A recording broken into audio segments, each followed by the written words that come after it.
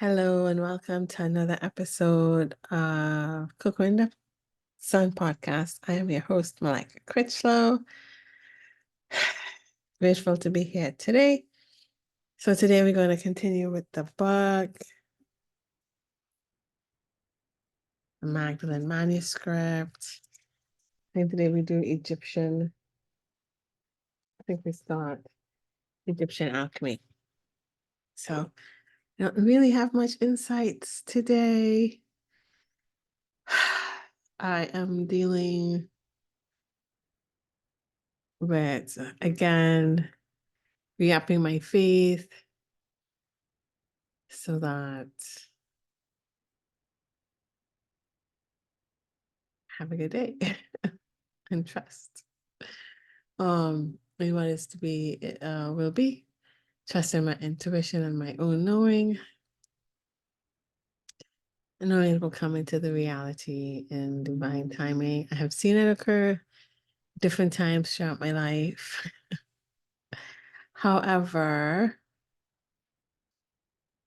I still like when I'm sorry to target when I'm in the cycle of creating something I want, I do ebbs and flows with it. So I'm a little ebb today, but I think ebbs occur in order to strengthen the flows. So it all works out in the end.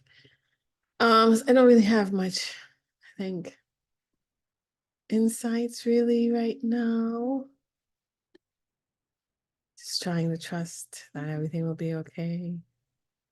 And there will be some answers to what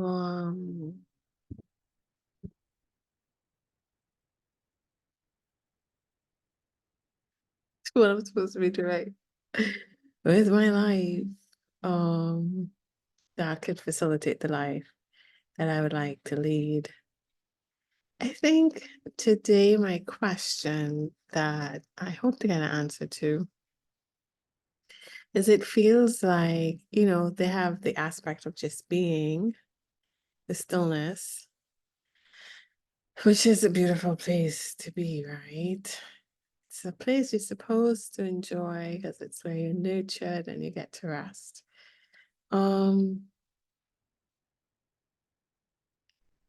But my question is, how does that facilitate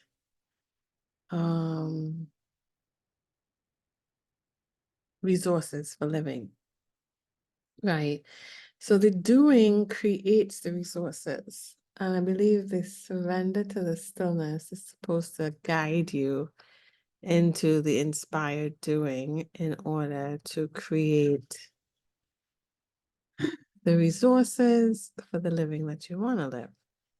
However, it feels like the stillness or the void stage, and I've done this stage a few times, right, does appear to be an extended period of time without answers as to what is the best doing for the facilitation of getting the resources to live the life that I want to live. So I think, like I had mentioned last week, I'm always, when I'm in this phase, I mostly spend a lot of time looking forward to what it's going to show me for the doing instead of just relaxing. And I think that's blocking the answers to the doing. So yeah, so that's where I am right now. The being, the doing, how is that working together and to create the life that I want. I have to have no expectation on the stillness. It's not that easy to do all the time. Especially if it's an extended period of time. Like you can do it for a few weeks, but then months, you're like, what's going on? Need some answers. I do ask, and usually the answers I get are in divine timing, trust in miracles, um, have faith, those type of things. And it has worked out that way for other situations for me, I know. But I don't know why, but in situations, I think it depends how big the situation is and how big the resources are needed, and it'll affect. Yeah, that's what it is, I think. So it's like an expansion of that process then. So it'll be a little thing, you learn it, you understand it. Then a bigger thing, you learn it, you understand it. Then a bigger thing, you think you learn it, but the time period is longer, so you actually still have to learn it to a deeper extent. That's what it's doing. Stress. Okay. In the meantime, I like sound baths. So Qigong, I like Qigong. I told you I had a dream one time. I had asked something to help with my blocks, and I heard the word Qigong in my sleep. I had never heard of Qigong. I saw it spelled to with a Q. Googled it, found out what it was. I found YouTube videos, and I do it ever so often, only when I feel like I need it. Everything I do whenever I feel like I need it, or I feel like guided to do it. I don't do it every day. Maybe I should, but I told you guys, like, I don't do things consistently unless I really like it. The only thing I've seen that I've done consistently is because I really like it is looking at the sunset, that stillness. Anyway, sun baths work for me, qigong when I feel it necessary. Um, and solfeggio frequencies, they help as well. And so last night, well, I had a dream a few nights ago about orange juice. I know it seems odd. So I Googled what orange juice is good for with chakra, right? I was like, well, if I'm dreaming of oranges on a fridge shelf, why? Like, why? So I Googled it. It says good for the sacral chakra. So then I was like, oh, maybe I need to work on the sacral chakra. In the same dream, I also felt like something was going on with my throat. So the sound bath station I look at is called, it's on YouTube, Chakra Vibrations. I look at that. So he has like separate ones for each like sacral, each chakra system, in-depth ones. And they do help, like make a difference. Like one time I listened to the crown chakra one, I saw a massive eye in the dream that night. Another time I listened to the third eye chakra and I saw like a little human eye in the dream last night. What I got from that was like the big eye was the all eye looking at everything. And then like the third eye is like your perception, your your like incarnated this time perception, your specific soul perception. So anyway, I like listening to him, but I haven't listened to him for like 2 weeks, so that felt good, you know. So when I started orange juice, I was like, oh, okay, so sacral chakra. So let me see what the sacral chakra is saying. So I listened to the throat and sacral chakra last night, and also I added solar plexus. So something just told me solar plexus just in case. Um, I felt really good after. Like I felt I could feel like tingly stuff going on in my body. I was like, oh, it's some things needed to be cleared. Okay. So yes, I don't know if you guys want to check it out. So I have like the throat chakra one video on now as I'm going to read because I'm going to talk. So I was like, maybe that'll help. Maybe the message will get across more. Anyway, so that's what I'm dealing with today. So we're going to continue with the book. I'll start. Egyptian alchemy. According to the alchemists of ancient Egypt, we possess two bodies. The first, called the cat, is our physical body of flesh and blood. It is the body we normally identify with, the body we eat and drink with, the body that lives and dies. The second body is called the ka and is sometimes referred to as the etheric double or spiritual twin. It is a duplicate of the physical body, the cat, but is made of pure energy, not flesh and blood. Oh,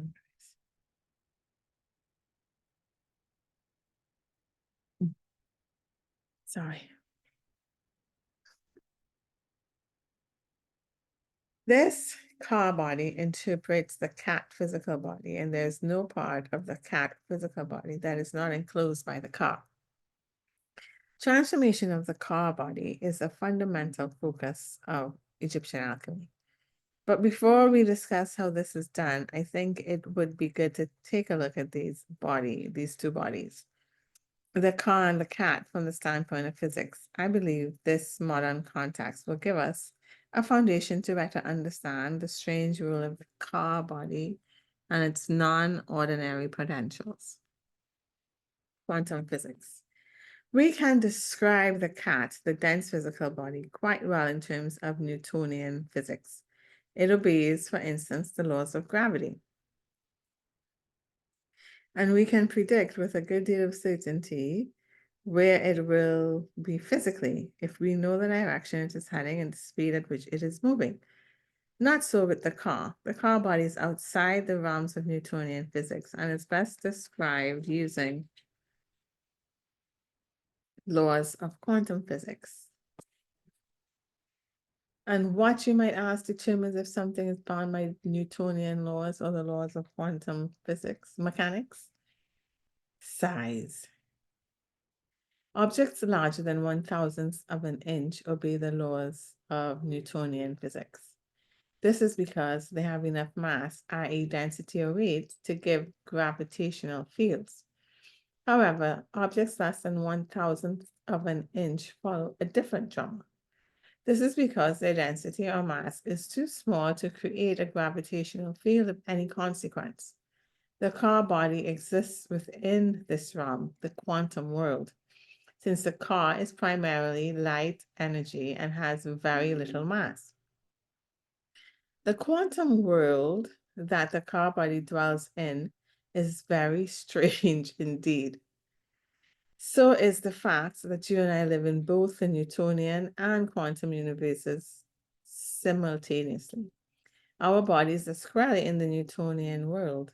If we jump off a cliff, for instance, we will fall until we hit the ground, victims of gravity.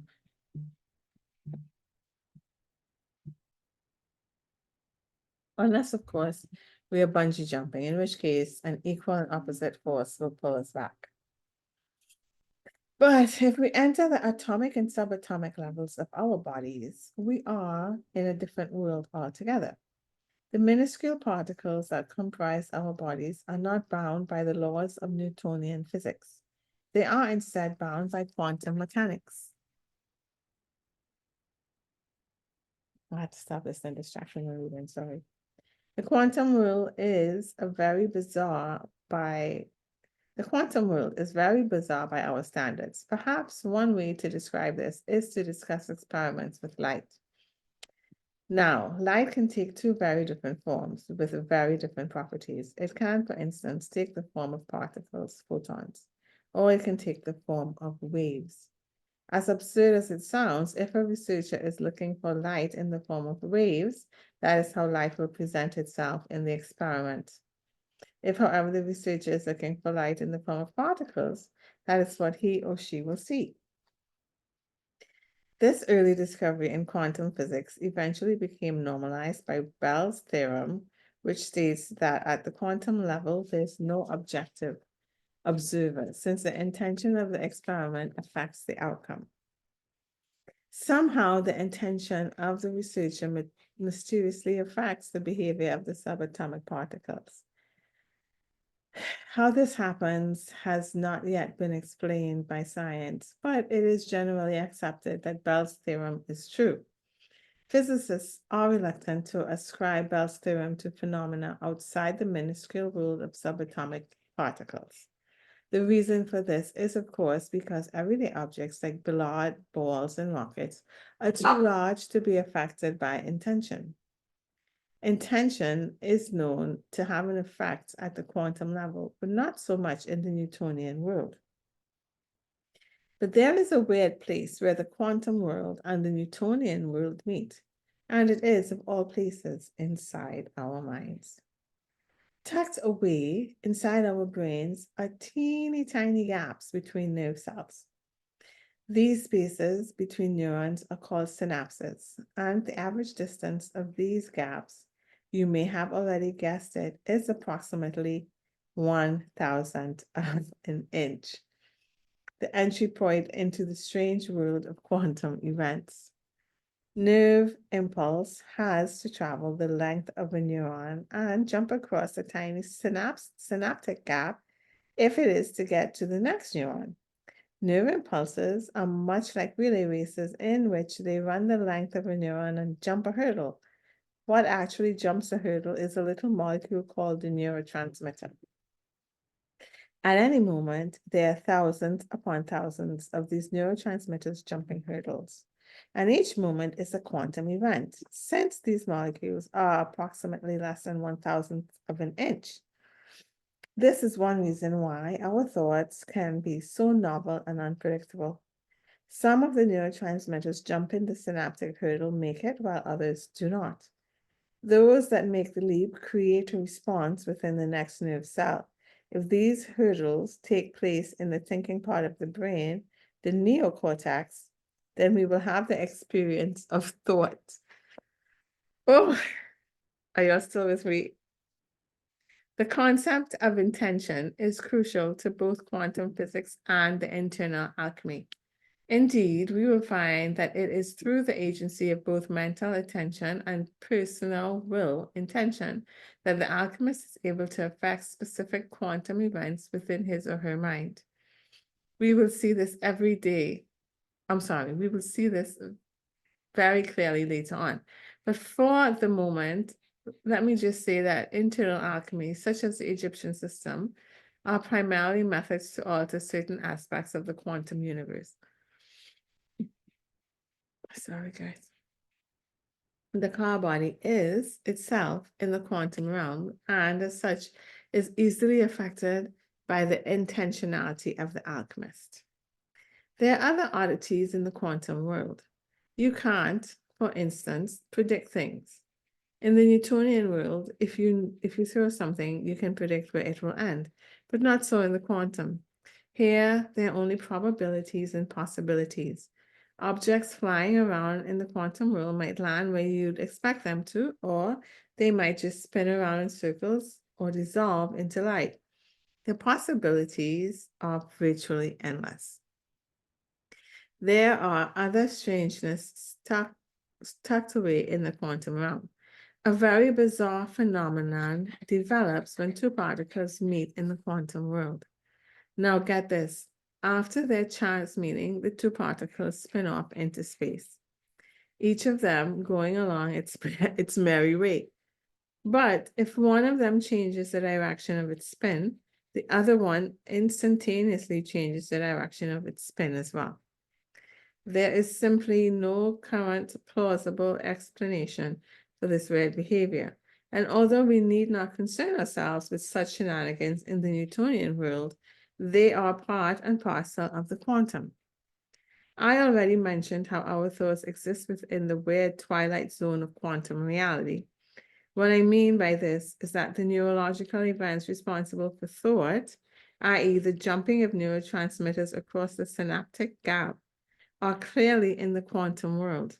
And if this strange quirk in our neurology that affords us the possibility of affecting quantum events, and it is this strange quirk in our neurology that affords us the possibility of affecting quantum events within our own bodies and minds.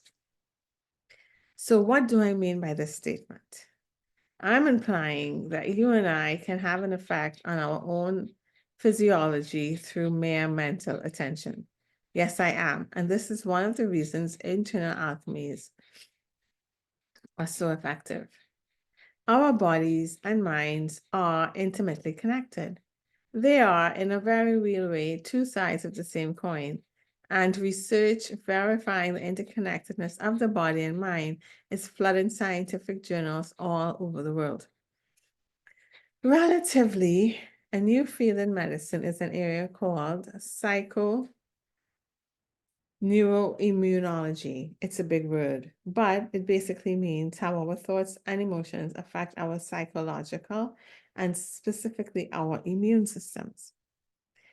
I could quote numerous studies in this regard, but I think a story might serve our purpose more effectively. Although the situation involved pain management and not internal alchemy, some of the principles are the same. Several years ago, a client was referred to me for the treatment of immense physical pain. She was in the advanced stages of cancer and had metastasized into that, and it had metastasized into her spine. She was, in her own words, in constant and unrelenting pain. As Joan, I have changed her name, described her situation, I asked her to rate her current level of pain and discomfort, 10 being the worst she had experienced, and 0 being the best. I'm sorry, and 0 being the least. She self-assessed her pain level at around 8. I then asked her to describe the most relaxing and refreshing experience she had ever had. The dog is watching me. It's so cute. Hi, Papa. I don't know if you're going to hear him panting on this podcast because he's right next to me, breathing.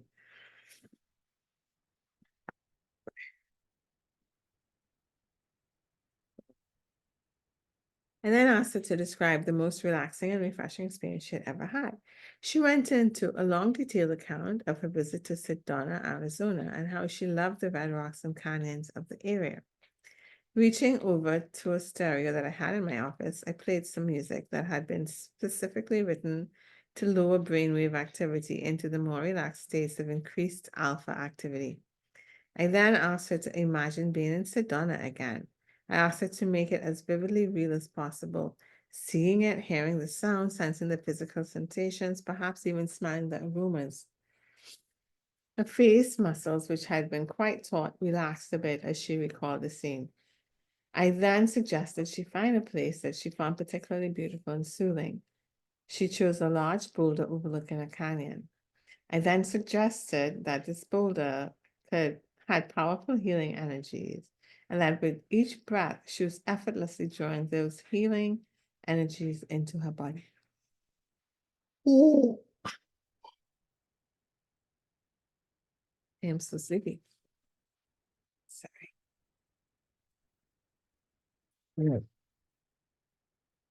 After a few minutes of this, Joan cringed her eyes suddenly and reached for her purse. Opening it, she pulled out a large tissue and deftly patted the area around her eyes. What happened? I asked. It's gone, she said. What's gone? I asked. The pain, she said. The pain is gone. The release from pain had been quite emotional, and after giving her a moment to compose herself, I asked her to rate her level of pain for me. 0. Over several months, I showed June how to control her own pain through both mental attention and intention. She reported that although the cancer was still spreading, she was able to greatly reduce her pain without the need for medication. The neurological events responsible for ending June's pain were quite complex, and they were spawned, if you will, from the quantum world. Had someone stumbled into my office, they would have seen a woman with her eyes closed, sitting on a chair listening to some music. But this was the Newtonian realm and the world of objects and people. The quantum realm would have remained unseen, but it was this world that was responsible for the change in Joan's condition. It was in this realm, tucked between the synaptic gaps within her brain, the neurotransmitters battled for supremacy. Some of these neurological messengers carried messages of pain. The dying cells in her spine were, after all, sending their constant death cries to her brain. But at the same time, other messages were carrying feelings of peace, relaxation, and comfort. For a moment, the messengers of comfort. I'm so sorry. For a moment, the messengers of comfort won out over the messengers of pain and death. And if I may be so poetic, all this took place in the froth and foam of the quantum sea. This ocean, though hidden from our eyes, is the birthplace of everything that exists, both inside and outside our minds. It is the mother spring of all creation, and it is this that is ultimately the focus of all internal alchemies, regardless of their methods. The means to alter quantum events within the body and mind of an alchemist is similar in many regards to what happened to Joan. The primary difference is that the alchemist is not seeking to alter pain, but rather to alter consciousness itself. The agency responsible for the momentous alteration is nothing less than thought joined with awareness. Thought and awareness are ephemeral things, as anyone who has tried to hold either for a long period of time knows. It is also in thought that we can experience things we could never do in the real world. By the real world, I mean the Newtonian reality of everyday life. We are used to the force of gravity. For instance, we expect things to fall if we drop them.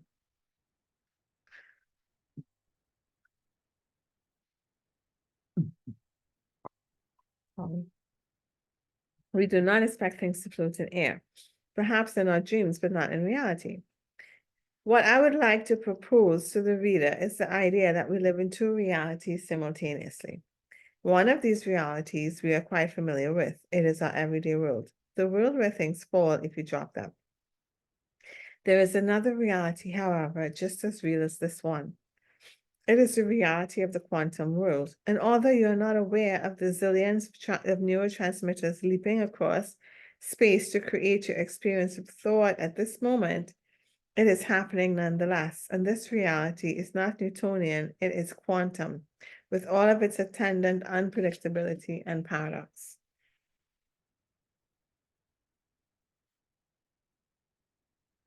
The closest most of us come to an experience like the quantum world is when we dream. Things have a weird logic there. In the Newtonian world, the alarm clock you set in your bed stand will stay there the whole night. It will not budge. A captive of gravity and inertia. Unless someone or something knocks it off, it isn't going to move. But in one of your dreams, the clock could very well float in air and its hands might move backwards, propelling you into your past. Or the hands might move forward and rocket you into some distant version of your future. Our quantum-like dreams are not inhabited by the logic of the Newtonian world. These phantoms from the subconscious realms are anarchists when it comes to logic and predictability. Now, in the Western consensus view of reality, Newtonian that is, such things as dream experiences are viewed as imaginary and summarily dismissed. What I wish to suggest to you is that not all of them are imaginary, certainly not any more imaginary than your current view of yourself. I suggest you think of some of these rare dreamlike events as alternate perceived realities, not more or less. Not more or less real than your Newtonian version of reality, just different. After all, scientific studies have demonstrated beyond a shadow of a doubt that you and I do not experience reality, whatever that is, directly. Our perceptions of reality are filtered through the limitations of our physical senses, as well as our beliefs and expectations. You are, for instance, inverting the pages of this book inside your brain. Your retina actually receives the image of these pages upside down, but your brain creatively turns them right side up. Your brain also tends to perceive what it thinks should be there, even when it isn't. Oh. And anyone who has tried to proofread a document knows what I am talking about. The brain tends to see what it expects to see. A misplaced comma often slides past the attention of a copy editor just because the brain doesn't expect one to be there. All of this mumbo jumbo is just to point out that we do not directly experience reality, our perception of it being a co-creation of both our body and our mind. Dreams in this context are just another form of created perceptual reality. Hold on. I do not, by the way, believe in that all dreams are alternate realities. bearing significance, only some of them. Most dreams are just the brain unraveling stress, and some, quite frankly, are the result of bad food combining at dinner. But some dreams are deeply significant from a psychological standpoint and can even be portentous. These types of dreams, I believe, are of a different order than the others, and anyone who's had such a dream knows what I'm talking about. Indeed, in the actual practice of internal alchemy, the alchemist enters a state of mind that is quite dreamlike. That is, I believe, a result of specific brain changes. Many internal alchemical practices increase alpha and or theta waves activity in the neocortex. And the deeper states of theta are explained very much like dream states. These waking dreams allow the practitioner to enter other worlds of experience that are not possible in the normal waking hours. As I said earlier, the methods of internal alchemy can be viewed as a means to directly affect certain aspects of the quantum universe. We will also find that manipulations of quantum reality, though through the actions of the internal alchemy take place, have effectively in dreamlike states of mind. I don't know what I just read there. Okay, maybe that over. We will also find that manipulations of quantum reality through the actions of internal alchemy take place most effectively in dreamlike states of mind. And every alchemical tradition has developed its own method of generating dreamlike states of mind. Operational reality. It is really simply a matter of what world you are identifying with and what behaviors best operate in that world. You have learned, no doubt, how to operate in the everyday world of Newtonian reality, but know that if you drop something, it will continue to the floor. You will know to pick up the book and turn the pages when you are done. I am so sleepy and I have no idea why. I have no idea why.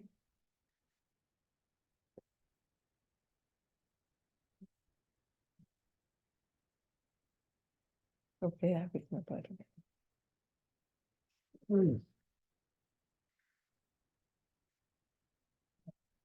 You know how to put the book down again. These are learned neuromuscular behaviors. You did not know how to do this when you were 6 months old, but now you do. You have learned this skill over the course of interacting with the everyday world of Newtonian bound things.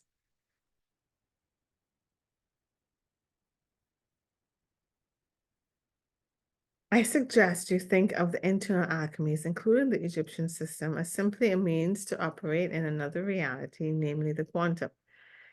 Just as you learned how to pick up a book and put it down, you can learn how to do things in the quantum world as well. You just need a reliable teaching method. And internal alchemical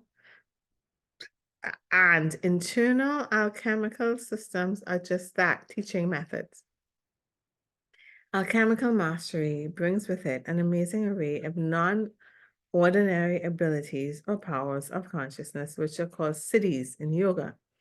These abilities may seem very strange to the Western world, as weird as the quantum world from which they are derived, but they are simply the natural expression of an evolving consciousness. So I'm going to stop there because the siddhis is a long power. That's a long passage. And then we can pick up with the siddhis next episode, so as not to overwhelm ourselves with too much information. So that's the podcast today. I hope you guys have a great day. I hope you know you are loved. I hope you know you are loved and you're gentle with yourself in this process. I hope life shows you how loved you are. Have a great day, guys. Bye.